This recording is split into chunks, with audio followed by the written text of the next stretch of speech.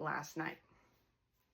Surprise, surprise, 5 stars. It is amazing. I read The Martian by Andy Weir several years ago and figured, none of the other books can be as good as The Martian. I was wrong. I think I almost like this one better. So you have to read it if you, in any way, shape, or form, even remotely like science fiction. Excellent story. It's a wonderful blend of hard science fiction and soft science fiction, which I'll talk about in a minute. But first, let me tell you a little bit about what it's about.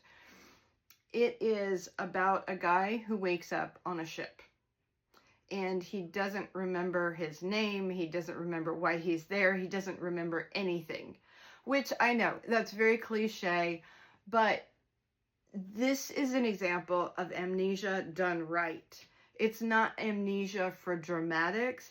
It's amnesia to be able to tell a story parallel. As his memories come back to him, he's telling about the events that led up to the situation where he's in.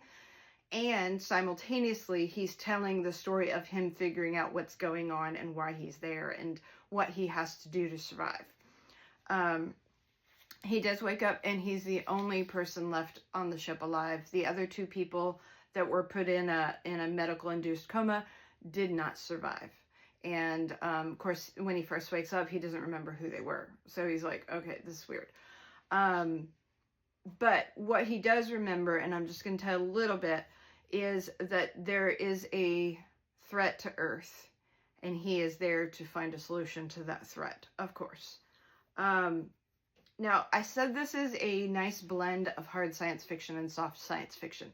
For those of you that are not familiar with science fiction, hard science fiction goes real heavy into the science of things. The main focus is the science and you know how wonderful science is, which some people absolutely love it. I geek out over science. I love it.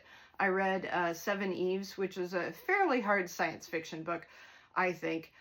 It did blend some soft in there, but I learned more about orbit in that book than I could ever want to. This one, it's about molecular biology and a little bit about orbit and sun and light and like just all kinds of like dabbles in a whole bunch of different sciences, which is fabulous. And so that's hard science fiction. Now, soft science fiction is where it is the what if questions. What if there was something threatening Earth and, you know, possible extinction of every life on Earth? What would we do? So that's the soft science fiction part of things.